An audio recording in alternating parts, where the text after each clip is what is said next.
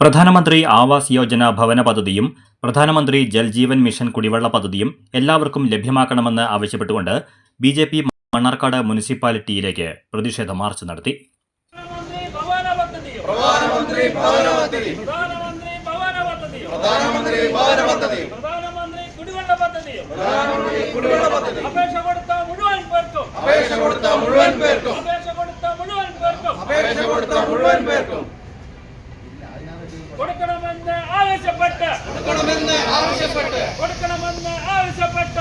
Municipal committee president K രമേശിന്റെ അധ്യക്ഷതയിൽ BJP west ജില്ലാ vice president NR Rajitha ഉദ്ഘാടനം ചെയ്തു.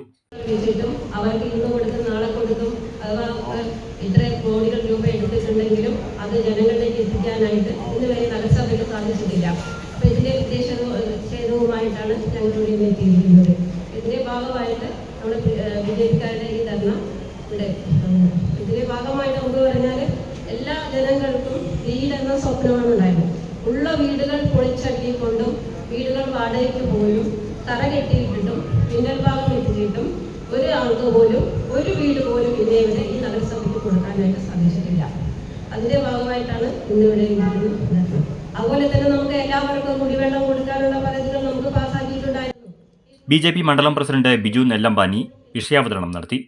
മണ്ഡലം general secretary Sudheesh T A, മണ്ഡലം വൈസ് പ്രസിഡന്റുമാരായ Parameswaran MP, Sudha TM, A Saumini, Amudra V, മുൻ മണ്ഡലം president Sumesh Kumar, municipal general secretary Mohanakrishnan, vice president Jijeesh Kumar, നേതാക്കളായ സുബ്രഹ്മണ്യൻ, പ്രഭ K, രാഘവൻ, പ്രസാദ്, അജിത് കുമാർ, ജോസ് കൊല്ലിയിൽ എന്നിവർ സംസാരിച്ചു. ഭാരതീയ ജനതാ പാർട്ടി ഇന്ന് മുനിസിപ്പാലിറ്റിയിലേക്ക് ഈ മാർച്ച് വെക്കാനുണ്ടായിട്ടുള്ള കാരണം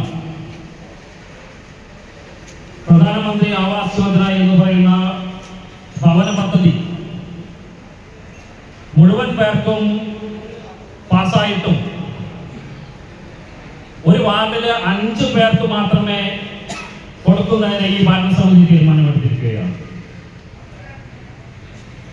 ആ തീരുമാനം ഈ ഭരണസമിതി മാറ്റണമെന്ന് ആവശ്യപ്പെട്ടുകൊണ്ടാണ് ഈ മാർച്ച് ഇന്ന് മുനിസിപ്പാലിറ്റിയിലേക്ക് നയിച്ചിട്ടുള്ളത്.